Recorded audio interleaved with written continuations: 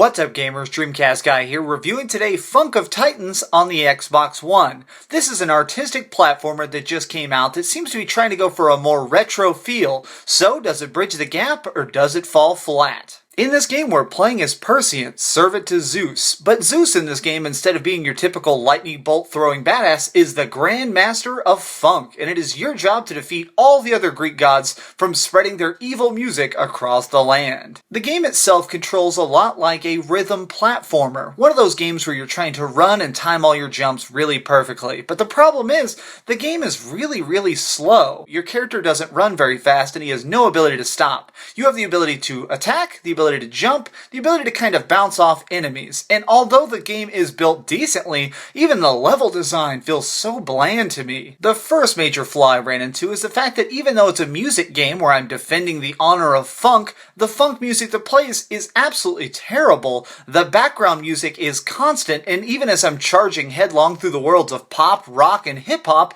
every single song is just the same old boring funk. Why couldn't they at least make some cool funky tunes? I mean, games like Katamari Damacy had incredible funk tunes done by Japanese bands 10 years ago. Why didn't they copyright one of those? Or why didn't they get something that was more stylized? You have over 40 levels to play through, and although the controls are pretty bad, it really reminds me of those bad free cell phone games in which you're going through an increasingly complex gauntlet. Each level has a different set of challenges, but overall the three worlds are quite a bit the same. Every enemy dies in one hit, and the hero dies in 2 hits, so you gotta make sure you do everything perfectly, because the second you get walloped one time too many, you're all the way back at the start, making even the most patient gamer yell out in frustration at least once. I'm a pretty passive guy, but there were times when I was trying to play through this where I'd miss a jump on the 15th try, and even I would be like, I don't even care anymore. I just don't care. At the end of a long level, you're hoping to have a cool boss fight. You know, a funky fight to keep your fortitude flying. But instead what you have are really bland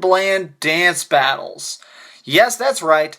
Dance battles, but you don't even really get to do anything cool. It's pretty much just a quick time event of mimicking the buttons on screen to make your character dance in a really ridiculous fashion. The already slow gameplay grinds to an absolute halt in these sequences. I mean, I was really hoping something would be even more fast and intense. For a running game with so little speed, I was hoping that we'd have really over-the-top battles where, at least cinematography-wise, we'd see them bouncing off walls and doing something cool, but instead the fact that it's just you pressing buttons feels so half-assed, or as if they literally had no idea what they were trying to do. The 70s art style is kind of funny, but every level just feels so strangely devoid. It literally looks like college interns did this as a small project, and Microsoft just decided to buy it in whole. I have no idea what the point of this game was. One of the small things that I did actually enjoy was the custom characterization. You could go in and put different items on your character, make him wield a butcher knife, or a Jason mask, or a cool lightsaber. Although this was cool, it really brought to contrast in my mind how devoid the rest of the game is of any enjoyment. The fact that I'm actually getting excited about having a lightsaber in a bland game shows how sad I am with the rest of the game. This could have been a really unique experience, but I just don't think they even cared. They just wanted to get something out there. This game is $10, and I cannot even believe that. So let's just head on over to the ratings board. On a scale of 1 to 10, I give Flunk of Titans on the Xbox One a 4 out of 10. The game functions, but that is it. It does exactly what it set out to do. You got some enemies to whack, you got some goals to accomplish, you can get a couple achievements, but do not buy this game. This is the first time I am ever flat out saying,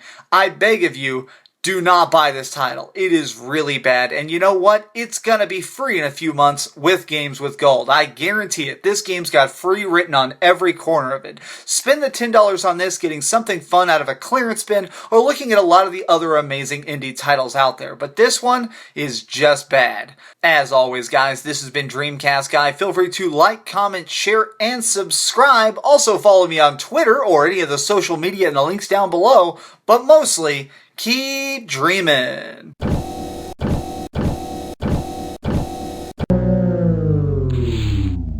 Thanks so much for watching. If you liked this video, maybe check out my last video. Please subscribe, and if you want, share this somewhere with your friends.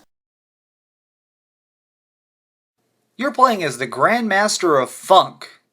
You know, like God of War.